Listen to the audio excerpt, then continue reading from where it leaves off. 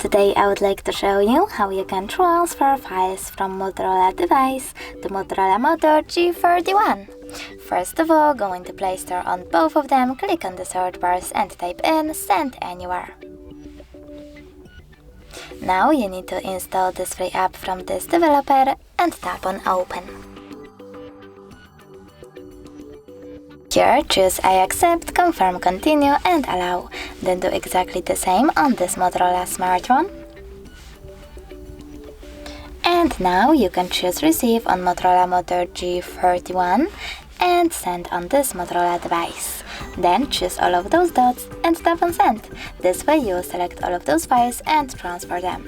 It will take a long while though, so I will go with only this one photo, just send and tap on got it. From here we have two connection ways. We can scan QR code by clicking on this scanning icon on Motorola Moto G41, choosing allow and pointing device's camera at the code. But we can also just input this key here and tap on receive.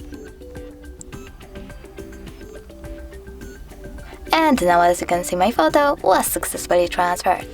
Thanks so much for watching. If you enjoyed this video, leave a like, comment and subscribe. Bye!